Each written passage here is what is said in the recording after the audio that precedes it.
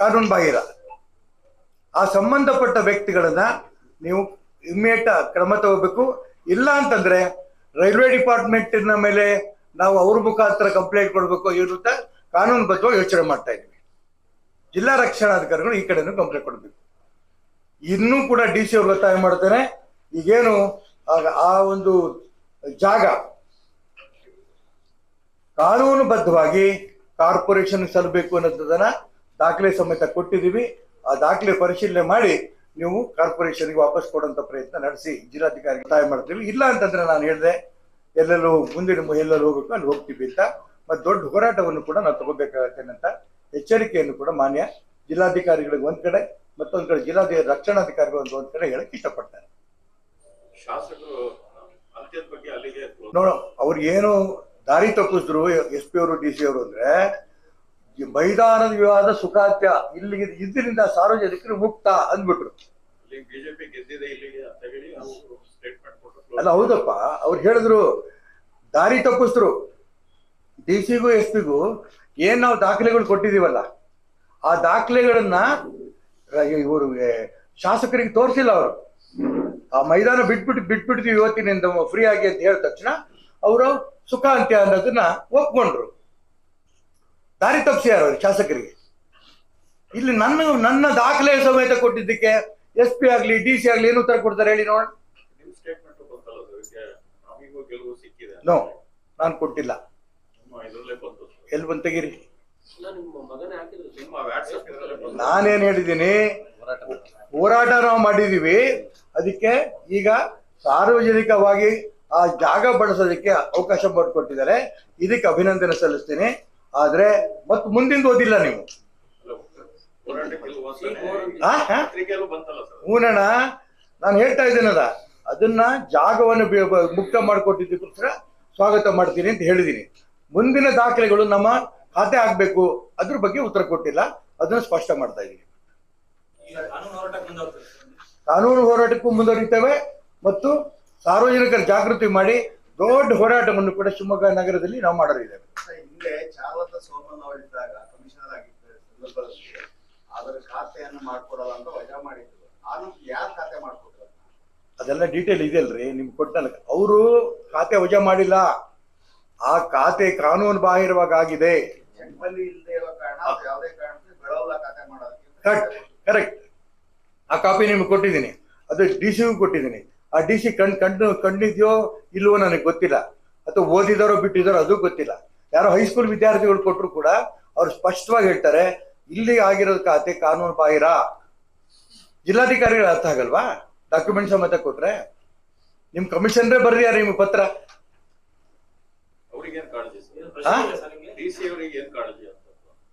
ಯಾವ್ದೋ ಪ್ರಭಾವಿ ವ್ಯಕ್ತಿಗಳು ಅವ್ರು ಹಿಂದಿದ್ದಾರೆ, ಯಾವ್ದೋ ಒಂದು ಪಕ್ಷ ಅವ್ರು ಹಿಂದಿದೆ. ಆ ಪ್ರಭಾವಿ ವ್ಯಕ್ತಿಗಳನ್ನ ತೃಪ್ತಿಪಡಿಸೋದಕ್ಕೆ, ಒಂದು ಪಕ್ಷವನ್ನು ತೃಪ್ತಿಪಡಿಸೋದಕ್ಕೆ ಜಿಲ್ಲಾಧಿಕಾರಿಗಳು ಮಾಡ್ತಿರೋಂಥ ಕುತಂತ್ರ. ನೋ ನೋ ನೋ ಇದು ನೋಡಿ ಇವ್ರೆ, ಒಂದೊಂದು ತಿಳ್ಕೊಳ್ಳಿ. ಪ್ರತಿ ಫೈಲ್ನು ಕೂಡ ಪ್ರತಿ ವ್ಯಕ್ತಿಗಳು ನೋಡಕ್ ಆಗಲ್ಲ. ಈಗ ಯಾವಾಗ ಬೇಲಿ ಹಾಕಿದ್ರೋ, ಬೇಲಿ ಹಾಕ್ತಂತ ಸಂದರ್ಭದಲ್ಲಿ ಅವತ್ತೇನು ದಿನ ನಾನು ಮಾತಾಡಿಲ್ಲ, ನೀವು ಗಮನಿಸಿದ್ವಿ. ನಾನು ಅನೇಕರು ಹೇಳ ನಿಮ್ ರಿಯಾಕ್ಷನ್ ಏನು ಅಂತ. ದಾಖಲೆಗಳು ಸಿಕ್ಕ ಮೇಲೆ ನಾನು ನೋಡ್ತೀನಪ್ಪ ಅಂತ ಹೇಳಿ 2 ದಿನ ಬಿಟ್ಟು ಆ ದಾಖಲೆ ತಗೊಂಡು ನಿಮ್ ಮುಂದೆ ಬಂದೆ ನಾನು. ಈಗ ಈ ತರ ಇಂದು ಎಕ್ಸೆಸಿವ್ ಗೊತ್ತಿಲ್ಲ ನನಗೆ. ನನ್ನ ಹತ್ರ ಇನ್ನೂ ಬರ್ತಾ ಇದ್ದಾವೆ. ಈಗೇನು DC ಕಚೇರಿ ಎದುರಿದ ಆಟದ ಮೈದಾನ ಏನಿದೆ, ಇದನ್ನ ಅವ್ರು ಈದ್ಗಾ ಮೈದಾನ ಅಂತ ಕರೀತಾರೆ. ಇದ್ರ ದಾಖಲೆಗಳು ಈಗ ಸಿಕ್ಕಿದೆ. ಇನ್ನು ಶಿವಮೊಗ್ಗ ನಗರದಲ್ಲಿ ಬೇರೆ ಬೇರೆ ದಾಖಲೆಗಳು ಸಿಗ್ತಾ ಇದೆ. ಅದನ್ನ ಬರೋಂತ ದಿನ ನಿಮ್ ಮುಂದೆ ಇಡ್ತೇನೆ. ಅವಾಗ್ಲೂ ಈ DC-ನ ಇದೇ ರೀತಿ ಕೋರ್ಟ್ಗೆ ಹೋಗಿ ಅಂತ ಹೇಳಿದ್ರೆ ನ್ಯಾಯ ಮಾಡಲಿ. ಗೊತ್ತು ನಮ್ಗೆ ಏನೇನು ಮಾಡ್ಕೋಬೇಕು ಅಂತ ನ್ಯಾಯಬದ್ಧವಾಗಿ.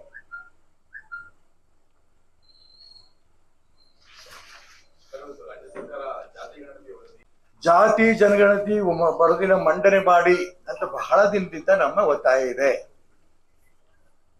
ಆದ್ರೆ ಜಾತಿ ಜನಗಣತಿ ವರದಿಯನ್ನ ಮುಖ್ಯಮಂತ್ರಿಗಳಾದ ಸಿದ್ದರಾಮಯ್ಯರು 7-8 ವರ್ಷದಿಂದನೂ ಕೂಡ ಇವತ್ತು ನಾಳೆ ಅಂತ ಹೇಳ್ತಾ ಇದ್ದಾರೆ.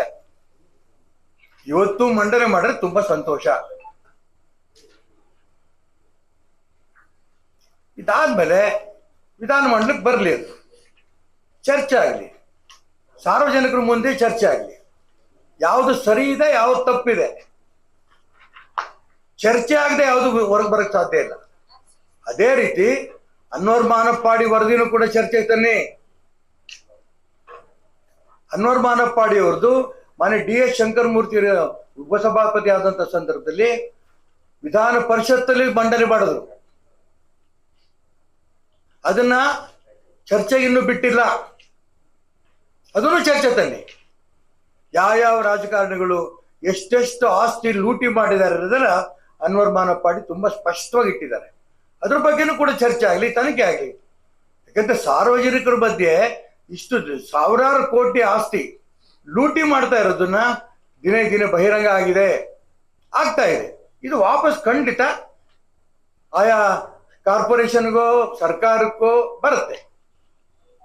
ಶಿವಮೊಗ್ಗ ನಗರದಲ್ಲಿ ಇದೇನು ಆಟದ ಮೈದಾನದ ಒಂದು ನಾವು ಇಟ್ಟಿದ್ದೇವೆ, ಇನ್ನು ನನಗೆ ಈಗಾಗಲೇ 2 ಬಂದಿದೆ. ಇದನ್ನ ನಾನು ಇನ್ನೊಂದು ವಾರ 15 ದಿನದ ಮಧ್ಯೆ ನೀವು ಮುಂದೆ ನಾನೀಗ ಲೋಕಾಯುಕ್ತ ಹತ್ರ ಒಂದು ಹೋಗ್ಬಿಟ್ಟು ಬಂದು ಬನ್ನಿ ವಕೀಲ.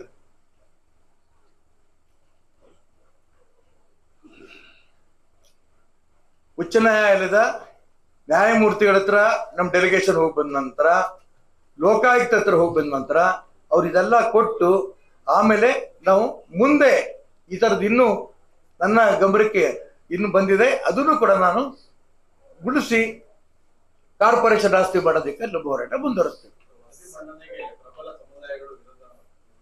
ಇವತ್ತು ಅದು ಯಾಕೆ ಚರ್ಚೆ ಮಾಡಕ್ ಹೋಗ್ತೀರಿ? ಕ್ಯಾಬಿನೆಟ್